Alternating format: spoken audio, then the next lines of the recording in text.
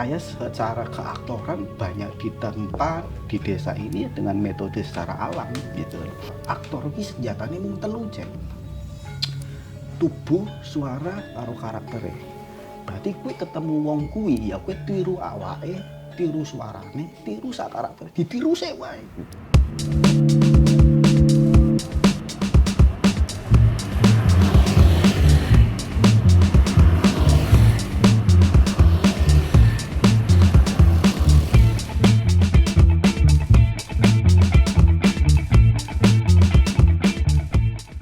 Ketika lulus SMP dari Wonosobo, pulang kampung ke Pemalang, di SMA dan di kota saya tidak menemukan teman teater atau kelompok teater. Kebetulan bapak saya itu asli Tegal, saya punya banyak saudara di Tegal, dapat informasi di Tegal ada kelompok teater, ya makanya sekolahnya di Pemalang, belajar teaternya ke Tegal. Ke Tegal itu salah satunya di Teater RSPD. Tahun 98 lulus SMA, kecintaan pada teater, pada kesenian makin kenceng, saya nekat merantau ke Jakarta.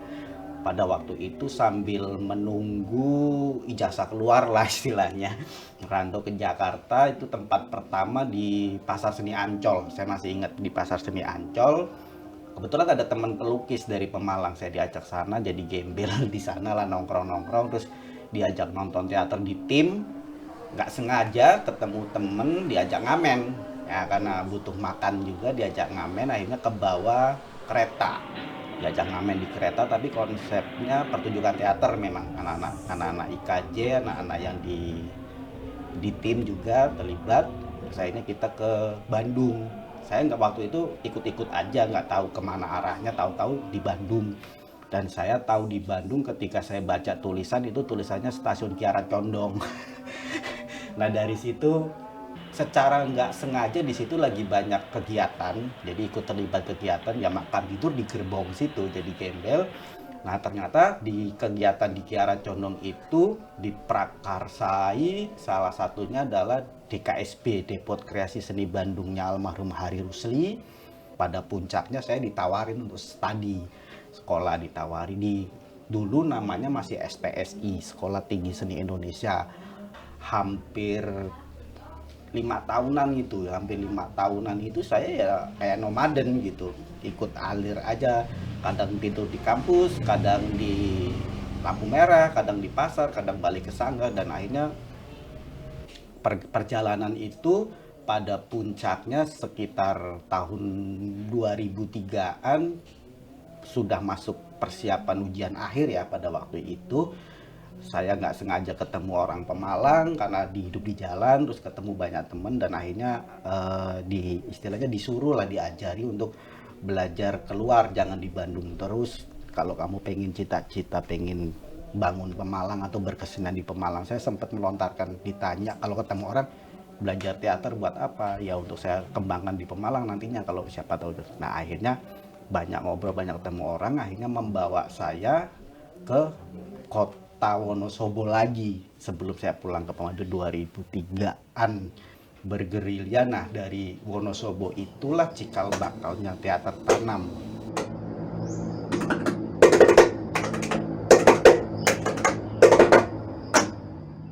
Saya ketemu banyak kelompok teater atau orang-orang teater, kalau ditanya saya dari kelompok apa, saya dijawab kelompok tanpa nama gitu kan. 2003 sampai 2004, hampir 2 tahun saya menggilapkan diri dengan embel-embel teater tanpa nama. Nah dari Wonosobo itulah sekitar tahun 2004-an saya mulai pulang kampung, nyari teman, dan akhirnya yang membawa saya ketemu salah satu temen dulu SMA bareng. Akhirnya dari teman saya itu saya dikenalkan banyak orang, yang akhirnya saya dipertemukan kembali. Namanya beliau Gus Imron. Gus Imron juga termasuk alumni Wonosobo, salah satu yang mendirikan teater dahsyat.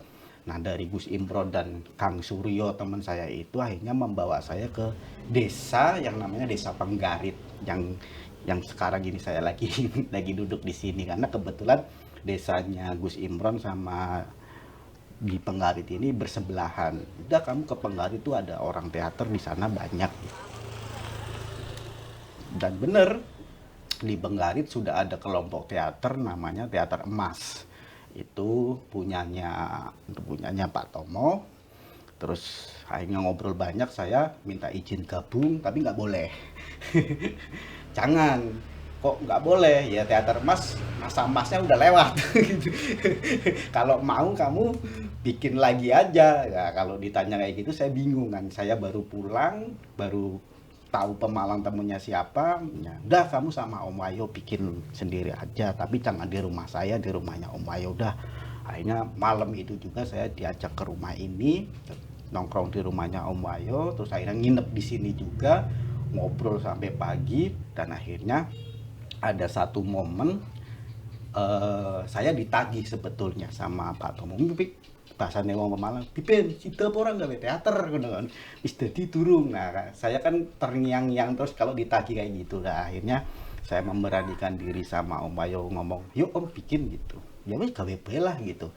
Nah, Om Wayo kan memang base-nya sastra Jawa ya, suka nulis dari dia menulis tanpa nama, terus diutak-atik, yo mbuh piye, terus tahu-tahu udah namanya Tanam aja gitu. Berapa saya udah bikin namanya Teater Tanam. Ya sopo? Ya aku sama Om Wayo gitu. Loro nanto ya urip payah kok gitu, harus main sopo sing nyutradarane siapa? Aku melu. Akhirnya Pak Tomo ikut gabung.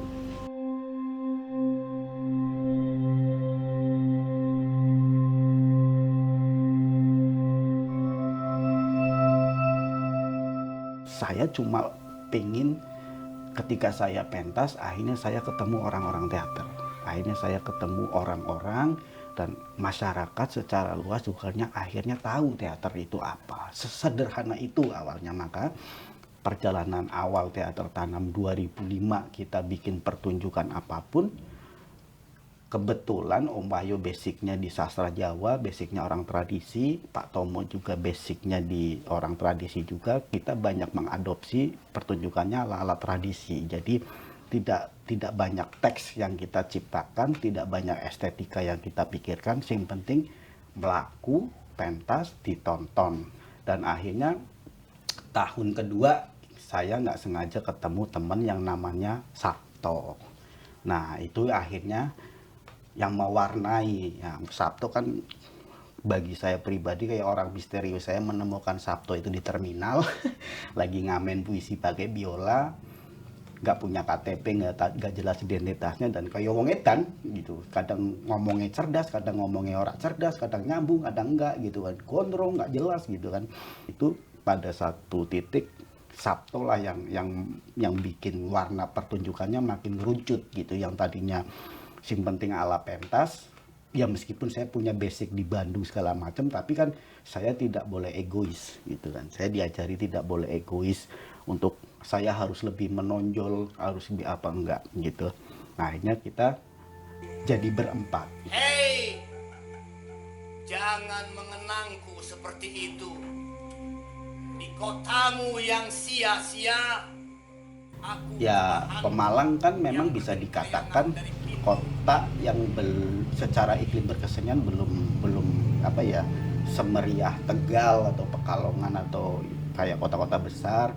Secara ekonomi juga belum bisa dikatakan kota industri, maka kita memang sangat repot untuk bikin pertunjukan, pergelatan event. Maka ketika kita ngobrol berempat, kita sepakat konsep ngamen gitu. Konsep ngamen ya bener-bener kita sepakat teater itu ya piye caranya yo bisa menghidupi juga gitu. Artinya kami bisa dikatakan berhasil menjadi kelompok teater yang kayak ketoprak gitu loh, kelompok teater yang sering ditanggap. Karena kita sering main di desa-desa, akhirnya banyak orang tahu. Dan dari mulai hajatan kawinan, hajatan orang sunatan, ulang tahun, nanggapnya kelompok drama. Kalau dulu kan orang tahunya drama gitu kan. Pada itu momen puncak-puncaknya ya sekitar tahun 2008-2009 lah. Itu benar-benar kita 4 orang itu bisa dikatakan bikin heboh kota Pemalang ya. Hanya 4 orang loh gitu kan. Tapi sekali pentas ya kadang kita melibatkan banyak orang, karena Pak Tomo cukup bagus untuk pola pemberdayaan. Nah etok-etoknya kita wis koyo sombong gitu Mas, duit celengan gitu, walaupun pada waktu itu ya ora kita ngedol beras ngedol beras gitu opo wis pokoknya nutup. Dan itu pertama kali ada kelompok teater di Pemalang mementaskan naskah pertunjukan dengan ditiketinya baru kita, itu sekitar 2009 gitu. Tuhan memang punya skenario yang indah dan kita bertemu dalam cerita yang berbeda. Dilalai Gusti Allah kersane beda gitu. Beliaunya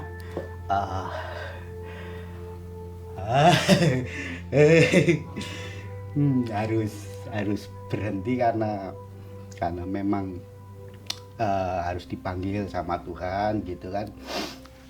Ya 2010 lah, 2010 almarhum Pak Tomo mengalami kecelakaan gitu kan, di luar dugaan ya gitu. Kita istilahnya teater Tanam itu memang lagi di puncak ya, kalau bicara karir lagi puncak-puncaknya gitu. Saya juga lagi wah dahsyat Mas, itu rezekinya itu gitu nggak bisa dipungkiri lah. Saya besar itu tuh kabar mengejutkannya itu memang tiba-tiba Pak Tomo kecelakaan dan meninggal. Ya kita ke Pontang-Panting gitu. Dan yang luar biasa itu ya persis H plus setelah Om Ayo meninggal itu sekitar H plus 6 kalau nggak salah, H plus 6 atau menjelang 7 harinya saya dikejutkan oleh almarhum Om Wayo yang punya rumah ini ikut kakaknya, ikut gurunya gitu kan. Wah itu 2010 selesai Mas. Saya kehilangan dua orang yang benar-benar udah bukan siapa-siapa ya, udah jadi kakak, udah jadi bapak, membesarkan saya terus.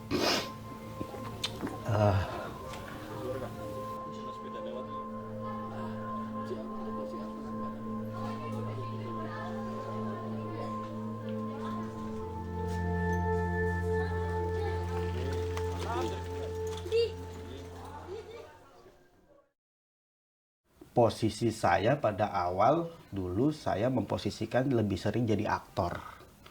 Secara ide pemanggungan, ide pentas lebih banyak yang mikirkan adalah almarhum Pak Tomo. Karena Pak Tomo juga seorang guru, terus dia jadi kepala sekolah, dia PNS, dan dia punya referensi banyak, punya koneksi banyak. Ya dia sutradara, ya produser gitu kan. Banyak koneksinya dan lebih banyak kenal lingkungan Pemalang sampai ke kampung-kampung, lebih banyak, lebih mudah untuk melobi lah gitu. Nah, nanti secara artistik, baik panggung, tata musik atau apapun itu digarap oleh almarhum Om Wayo sama Sabto. Pada pagi harinya, saat ia baru membuka mata dan dunia masih sama-sama. Per 2013 lah itu memang bisa dikatakan teater Tanam versi baru dengan tim baru. Jadi tim yang ada di teater Tanam ya bisa dikatakan bahasa kerennya ya tim manajemen aja. Hal-hal yang ngelola administrasi, bagaimana ketika kita dapat orderan, dapat pekerjaan, bahkan ada proyek untuk produksi bersama, nanti tim produksinya inilah, tim manajemennya ini yang natangin itu lebih banyak dikelola oleh ibu saya secara keuangan dan segala macam. Dan ternyata sadar tidak sadar itu membesar. Tuhan, lancarkan rezeki kami dan jagalah keutuhan rumah tangga. Dan masing-masing berikutnya 2017 polanya berubah lagi, jadi murni betul-betul ruang penciptaan di teater, lintas disiplin, asalkan siapa yang mau gitu. Artinya kita nyari bahan bakunya sakmune gitu, mau dia orang seni atau enggak orang seni, mau punya basic kesenian atau enggak, atau lintas disiplin keilmuan ya udah amat gitu. Dan itu samplingnya pilot projectnya kita 2017 itu saya masih ingat 2017 bulan Agustus kita bikin kayak apa sih istilahnya ya, pentas teater terbuka saya melibatkan anak SMA, saya melibatkan itu di taman kota ya, kan di sekitarnya juga ada beberapa tukang becak. Saya melibatkan tukang becak, terus dekat rumah ada pasar, saya melibatkan beberapa pedagang pasar. Ya udah gitu, dan pola kayak gitu ya, metode kayak gitu, bagaimana menjelaskan ke mereka, meng-hire mereka, mengorganis mereka, ya aku dapat ketika aku keliling ke beberapa kota gitu kan. Nah, pada puncaknya memang di 2019 yang akhirnya Teater Tanam sadar bahwa ternyata kami mendorong beberapa komunitas akhirnya tumbuh kembang, termasuk salah satunya komunitas titik temu segala macam itu.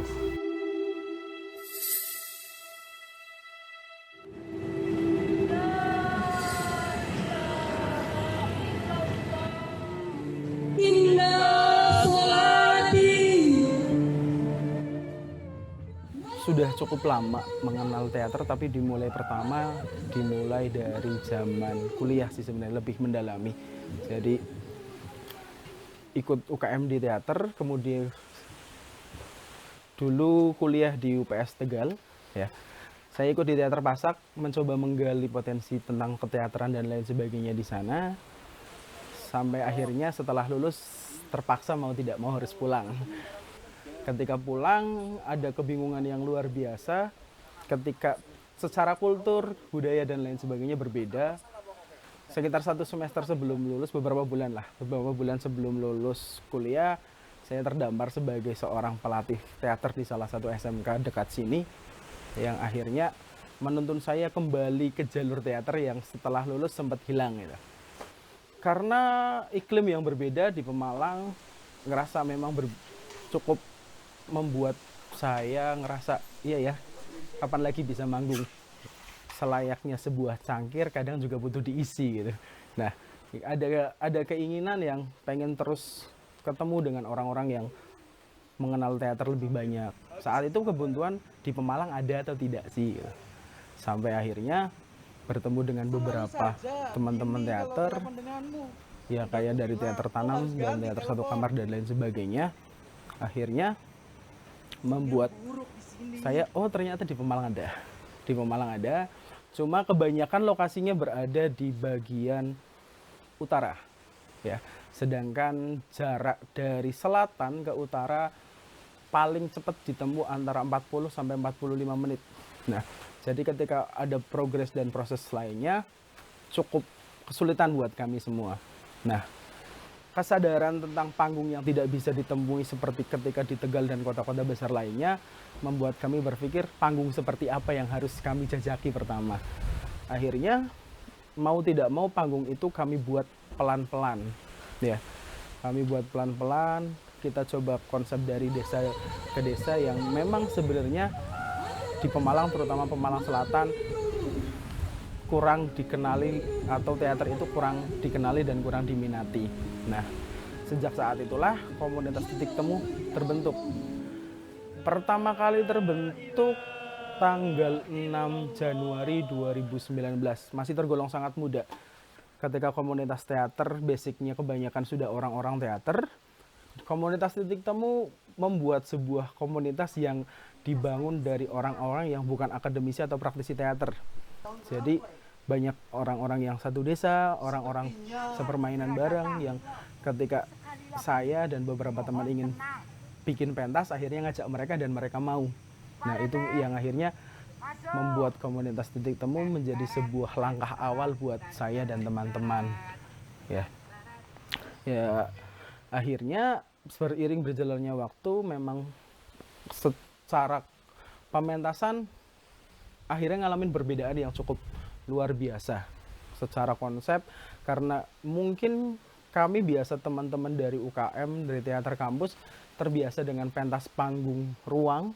Mau tidak mau kami merubahnya menjadi panggung outdoor, dari pelataran ke pelataran ya, dari desa ke desa dengan modal ya dengan event-event yang ada, atau kita ngambil ketika event-event besar, ketika hari-hari besar yang kita coba angkat dan kita ngambil naskah-naskahnya juga berkaitan dengan isu-isu sosial sekitar. Jadi lebih ngena dan lebih mudah untuk dicerna, sekaligus itu tidak terlalu berat untuk kita yang baru mulai. Mungkin makanya kebanyakan naskah atau kebanyakan pementasan masih menggunakan naskah-naskah yang dibuat atau ditulis secara kami pribadi. Tidak capek hidup seperti ini terus.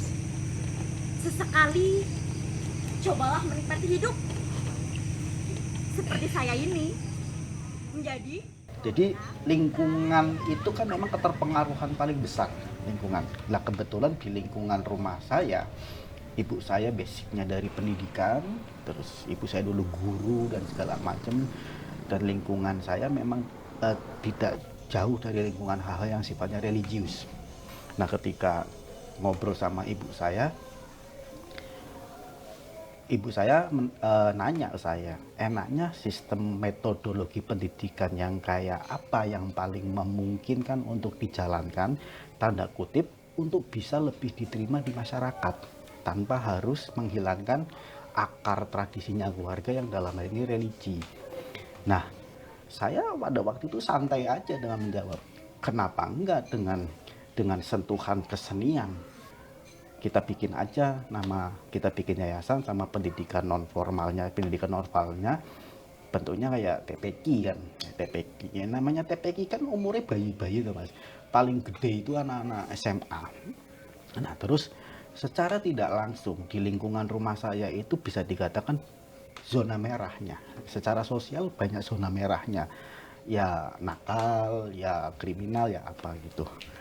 Nah, saya memposisikan diri bukan sebagai ustadz mereka, tapi saya memposisikan diri sebagai teman mereka. Ketika saya ikut ngajar, saya ikut kegiatan di TPQ itu, dengan saya mencoba tak anggap iki anak-anak sanggar. Pendekatannya lebih ke kesenian. Ternyata mereka senang. Yo, saya hitung-hitung kayak latihan monolog kalau di depan anak-anak TPQ. Penontonnya caca TPQ itu kan asik gitu kan gitu. Dan akhirnya teman-teman nurut kayak cerita tentang hal-hal kebaikan. Buktinya adalah data siswa yang mau ikut di TPQ itu semakin tahun semakin nambah gitu. Ketika saya coba tanya ke lingkungan, rata-rata jawabannya sama. Yang seneng ngaji nang kana, anak nembang-nembangi. Engko lek akhir sana, akhir tahun pengajiannya ada pentas-pentasnya, terus ada ustadznya yang lucu, yang bisa ngelawak, yang bisa pentas, kita diajarin baca puisi, kita diajarin ini, dan itu akhirnya berdampak ke orang tuanya juga. Akhirnya TPQ-nya yang tadinya anak-anak, ibu-ibunya, bapak-bapaknya juga pengen ikut ngaji gitu. Nah dari sentuhan itu, nah akhirnya ibu saya menawarkan, gimana kalau metode kesenianmu dimasukkan metode pembelajaran di TPQ dan sanggarmu di bawah naungannya yayasan. Tadinya saya secara idealisme, secara ego maktek ngono ya Mas. Piye ngono kan. Cuman ibu saya menjelaskan bahwa kita ngomong tidak untuk hari ini, esok. Sopo ngerti teatermu iso dadi sekolah teater atau sekolah kesenian. Secara administrasi kudu duwe payung hukumnya, kan kudu ono yayasane nek swasta. Ya kan? TPQ kita dari mulai satu kelas sopo ngerti ini. Dari hal kayak gitu akhirnya ya udah. Berarti bener-bener teater tanam versi yang terbaru istilahnya ya. Pasca Covid itu akhirnya betul-betul kita kembali ke rumah. Secara apapun, kalau dulu saya rumahnya di sini, di Pengarit, saya benar-benar pulang ke rumah, membaur sama keluarga, kembali ke habitat saya, tanpa harus meninggalkan akarnya bahwa saya orang teater. Ya, akhirnya jalan sampai sekarang. Bisa dikatakan yang tadinya teater tanam itu murni berdiri sendiri, sekarang sudah di bawah naungannya yayasan. Karena ya mimpi kita siapa tahu yang tadinya benar-benar kita hanya sebatas laboratorium kecil, siapa tahu bisa jadi tanam institut atau lembaga apapun, kita kan nggak tahu. Mbok ya jangan terlalu sepaneng. Sesekali kita juga perlu bahagia. Ya, meskipun pura-pura. Loh, Komunitas titik temu itu Nyata, Kak. mungkin kalau dibilang base camp belum punya base camp secara resmi atau belum punya sanggar secara resmi, tapi rumah ini sudah menjadi rumah bareng-bareng. Ini ada di Dukuh Mentek, Desa Wisnu, Kecamatan Watukumpul, Kabupaten Pemalang. Ya, di sini kami biasa berkumpul dan berlatih bareng-bareng. Ya, kalau proses latihan pun kalau tidak di rumah, dekat sini ada sebuah buper, bumi perkemahan yang sekelilingnya tuh lapangan dan hutan pinus. Jadi itu salah satu tempat favorit buat latihan bareng, pelatihan proses bareng, atau ada di pelataran sebelah sana yang di atas sawah dan udah kosong. Nah, ada di dekat depan Rismil, depannya plong, jadi itu enak buat latihan bareng. Pertama kami pernah pentas di Balai Desa. Di Balai Desa itu cukup mending lah, karena sudah pasti ada atap, jadi tidak perlu. Kami hanya ngeset panggung pendopo balai desanya, dibangun dengan si set seperti panggung yang kami butuhkan, dan penonton masyarakat sekitar bisa menonton entah itu dari rumah-rumah tetangga atau di depan yang kami sediakan gelar tikar. Itu pentas pertama. Pernah juga di Balai Pertemuan Mentek sini. Nah, itu yang mungkin salah satu pentas besar kami, yang kebetulan saat itu kerjasama dengan beberapa komunitas musik dan musik kontemporer, karena mereka juga ada karawitannya. Kemudian saat itu juga dapat dilalah banget, ya rezekinya banget lah pokoknya. Dapat sponsorship dari salah satu wedding organizer. Jadi tukang rias lah ya, yang bisa dibolehin pinjemin bajunya, make upnya, sama tata panggungnya. Jadi wah, cukup lumayan saat itu. Jadi kami bawa rong set yang bisa kami buat sebagai set pertunjukan, sesuai boleh milih mau mana yang dibawa Mas ya.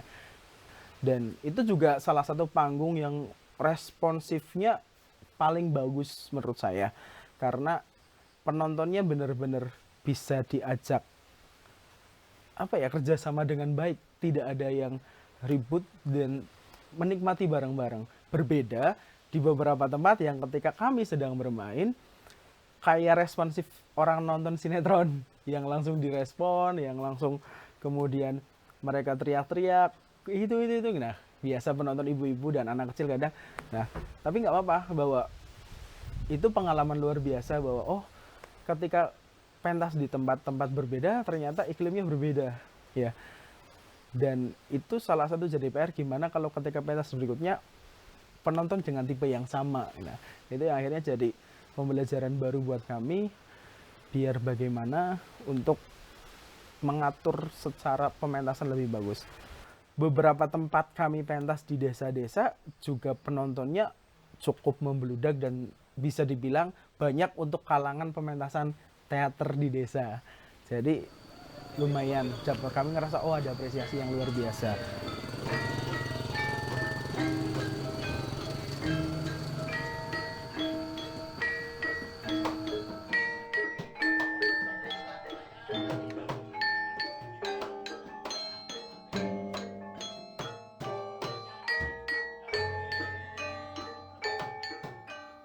Ini dari masyarakat, ya, penghayat ini yang perlu digarap. Seperti tadi teater tokohnya ada, ini karena penghayatnya tidak digarap, ya, kan sulit untuk membuat baru. Seniman ada 3, pencipta, penyaji, dan penghayat. Penghayatnya digarap. Jadi kalau teater ini tokohnya masih apalagi tokohnya udah tua, sinom saja kalau nggak garap pecinta-pecinta ini, ya nanti nggak ada penerusnya. Atau krunya golek kru angel, pentas angel.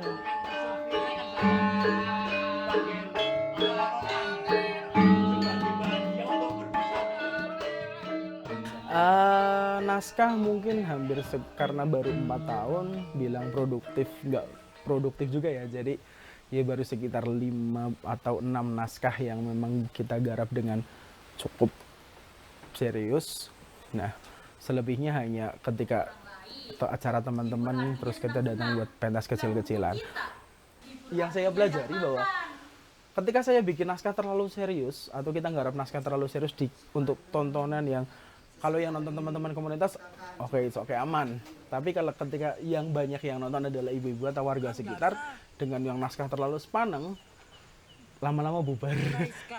Maka metode yang paling senang adalah seserius apapun naskahnya harus ada guyonnya. Bahkan Pemalang saja kita sama-sama tahu bahwa Pemalang saja memiliki kurang lebih 3 kultur bahasa yang berbeda. Karena di utara saja ya sudah ada 2, yang timur sama barat logatnya sudah berbeda. Kemudian di selatan sudah berbeda lagi karena selatan ngarahnya lebih ke Banyumas, Purbalingga dan sekitarnya. Kalau utara yang bagian timur lebih ke Pekalongan dan Semarangan. Kalau yang bagian barat lebih cenderung ke Tegal. Nah, itu kultur yang sudah berbeda.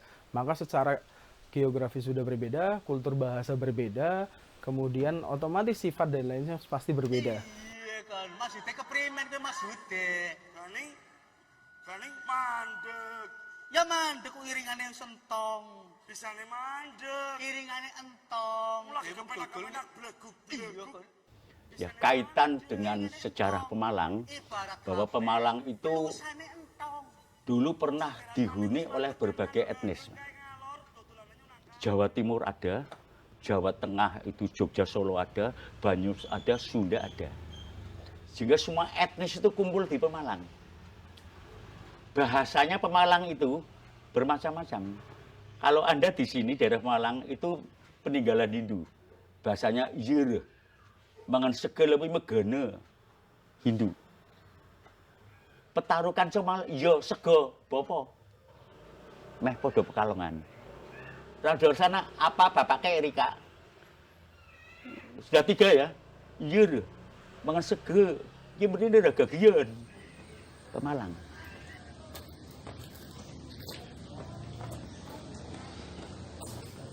Melepas sepatu yang penuh kisah, meletakkan ransel yang penuh masalah, dan mandi mengusir rasa gerah, menenangkan. Si abang pagi-pagi udah puitis saja. Iya dong, Nay. Kalau disebut dengan teater kampung nanti istilah konotasinya kadang agak berbeda ya. Tapi sebenarnya dari awal memang kami bertujuan karena kami hidup kebanyakan adalah orang-orang selatan, berpikir yuk ngenalin teater ke selatan dulu. Kalau di utara mungkin sudah banyak yang kenal, banyak akademisi dan kampus-kampus walaupun kampus kecil tapi banyak teater di sana. Kami pernah punya efek, jadi ketika pentas di salah satu tempat, tidak selang berapa lama ada teman-teman yang minta, Mas kami juga pengen. Akhirnya kami coba ikut pendampingan saja. Kami cuma jadi tim belakang panggung, teman-teman dari daerah itu yang bermain. Bisa nih kita manfaatin market teman-teman sekitar yang mau, dan akhirnya itu jadi dampak yang luar biasa menurut saya, karena paginya saya dicari banyak orang karena katanya bikin nangis satu di kampung gitu. Oh, saya mikir, oh berarti ini bisa jadi alternatif tontonan yang ternyata juga bisa diminati kok. Tidak harus bahwa penonton teater tuh harus akademisi atau pencinta teater saja, tapi masyarakat awam pun masih bisa menikmati teater.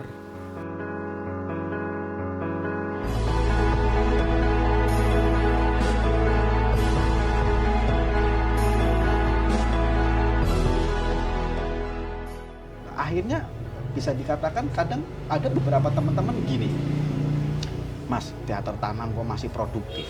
Tak lihat ketika dengan produksi, jual tiket atau pentas keluar kota, kok tak deleng ora tau ana sponsore. Lah, ya tak jawab guyon, ya sponsorku Gusti Allah kok.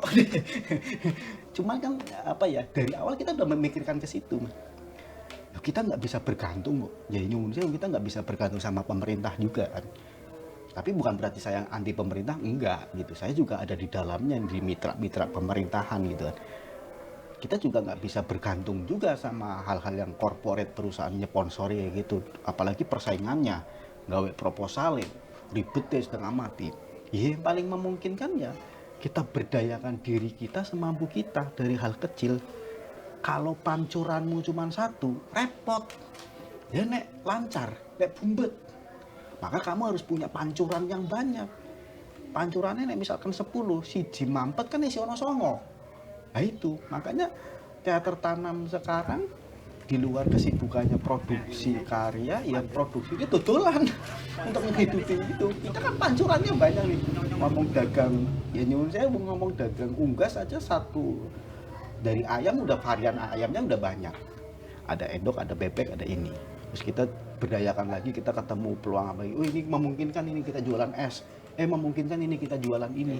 Bahkan kita memungkinkan bermitra dengan banyak hal. Kayak di radio aja, saya juga bermitra juga untuk bisnis yang lainnya. Bismillahirrahmanirrahim. Siaran lagi ya, siaran maning bersama Bersada FM Pemalang. Ngapak Pemalangan. Sama, kami tetap dengan kayak teater-teater lain, kami jual merchandise, kaos, kadang atau apapun, atau tote bag dan lain sebagainya. Atau kadang teman-teman juga ada yang bisa bikin makanan atau makan ringan apapun, kita mau jualan, ya udah berdikari, mandiri, dagang.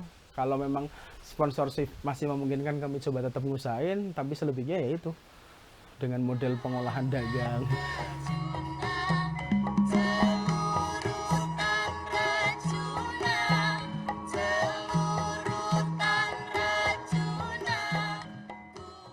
Ya seni, kalau seni zaman dulu beda dengan sekarang Mas ya.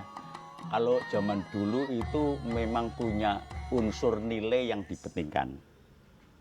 Ya, nilai. Jadi filosofinya punya hubungan nurani batin. Kalau sekarang segi profesional apa itu komersial. Ya, sekarang lebih komersial. Sehingga cenderung sekarang untuk nilai-nilai ini banyak tergeser. Sekarang nilai komersial. Sing penting payu. Apapun bentuknya.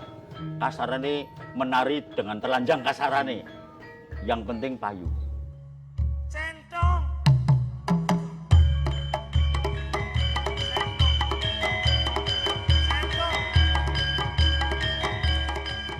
Pemalang itu gudangnya wong kreatif. Itu masuk di era tahun 60-an. Jadi kelompok teater itu banyak, Mas. Kok bisa kelompok teater banyak? Itu pecahannya dari kelompok-kelompok tradisi. Jadi dari kelompok-kelompok orang-orang ketoprak. Dari kelompok orang ketoprak. Bapak ibu wong ketoprak, sedulur-sedulur ketoprak, anak-anaknya makin gede orang seneng ketoprakan. Dolanannya drama. Pada puncaknya tahun 70-an itu kelompok teater itu wis kaya opo hampir tiap kecamatan itu punya kelompok teater, hampir tiap desa itu ada. Ya, yang akhirnya melahirkan Toro Margen yang kita kenal secara nasional.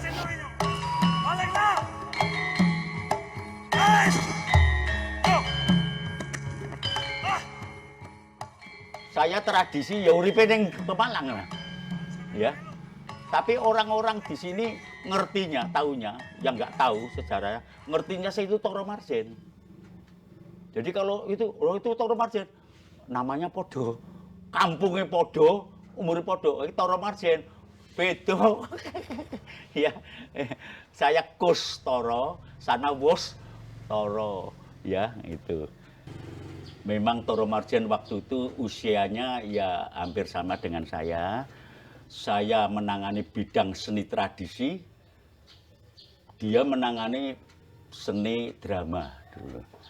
Nah, setelah dia pergi ke Jakarta, ya dia mengembangkan kemampuannya di Jakarta. Nah, saya tetap di Pemalang sampai pensiun sampai sekarang. Sehingga saya berkecimpung dalam bidang seni itu mulai tahun 56-an itu alhamdulillah sampai sekarang. Mulai sekarang panggil aku Pak RT. RT. Sejak kapan di tempat ini punya RT? Gini.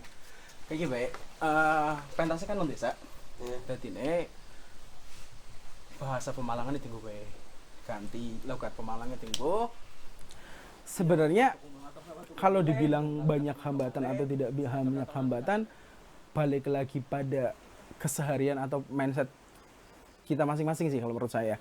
Jadi kita tahu kita teater yang baru yang secara finansial dan lain sebagainya tidak ada. Ketika kita mau proses berarti ya mau tidak mau kita harus mensiasati. Sebenarnya ketika hambatan itu mungkin adalah hambatan yang paling sederhana adalah kita harus nyari lokasi yang mana. Itu yang paling sulit. Karena kalau terlalu masuk nanti orang susah datangnya, kalau terlalu sempit parkirnya gimana, kita harus nyari tempat yang representatif. Kalau misalnya nyari desa juga susah kalau desanya terlalu jauh dari titik keramaian gitu. Itu sih paling sering. Mungkin secara kultur teater di Malang Utara lebih besar, menjadi lebih pondasi yang lebih kuat dibanding di selatan. Karena kebanyakan teater-teater di Pemalang tumbuh di utara, sedang di selatan hanya bibit-bibit kecil ya, bibit-bibit kecil yang kadang tenggelam, kadang bisa tumbuh. Nah,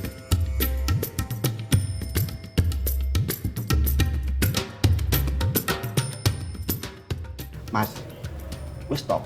Ojo nyalahke pemerintah, ojo nyalahke masyarakat sing nggak punya apresiasi, yang nggak peduli bahkan nggak ngerti. Ojo disalahke. Ayo kita sama-sama menyalahkan diri kita yang tidak mengenalkan karya kita, tidak mengenalkan teater kita, atau bahkan mengenalkan kelompok kita, atau bahkan mengenalkan diri kita. Ya ora apa-apa toh, Mas. Saya sudah memulai loh. Nah, akhirnya Teater Tanam 2005 ketika kami berempat keliling ke desa-desa itu buat senjata kita untuk mendorong teman-teman. Ayo Thomas, aku wis mulai metuwo. Nah, sing aneh nang Pemalang di era tahun sekarang 2022 di kepemimpinan bupati yang baru, tiba-tiba mendadak banyak sekali organ-organ kesenian. Lo bayangin Dewan Kesenian ki ono loro. Ketambah ono KSBN organisasi apa maneh. Dadi total organisasi kesenian yang bermitra sama pemerintah total ada 4. Itu di bawah namanya Dinbud sama Dinas Pendidikan dan Kebudayaan. Itu kan dinamika sing menurutku ora sehat.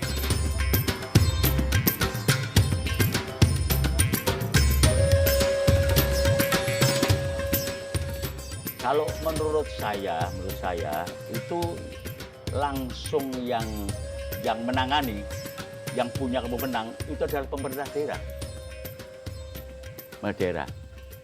Dengan syarat bubarkan semua, bentuk baru. Ojo sing dibubarke loro. KSBN tok protes. Walaupun anak saya di KSBN, ya tidak mban siladan orang bedak-bedake. Bubarkan semua, ayo bareng kumpul, nggawe bareng.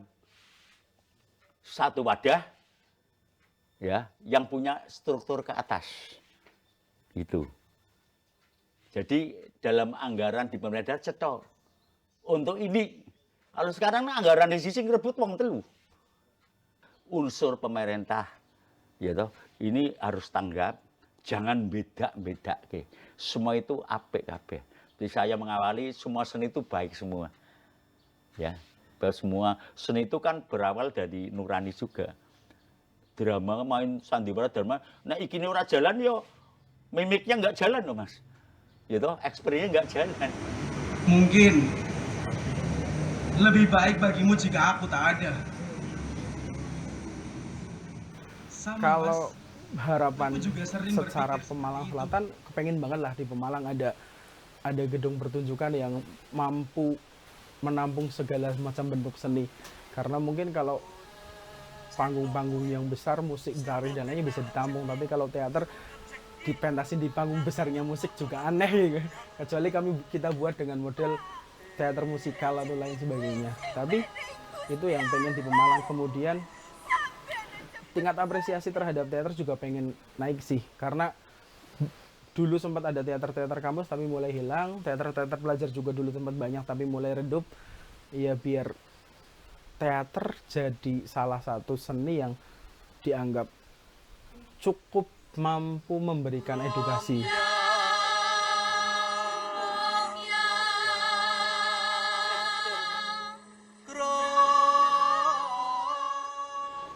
Wis perek saka perapatan Sirandu, rada ngidul wetan gili madhep ngulon, ana taman sing ajib tur apik nemen, sing kocape aran tamah pati sabon. Angger plesir sampean padha mampir, tanggung seneng awak seger pikiran padang. Kan bahasa Pemalang. Jadi kita mengangkat Malang ini. Lah, saya semoga teman-teman kami yang generasi sekarang ya, makanya kami sering ini kepada teman-teman yang muda-muda, monggo.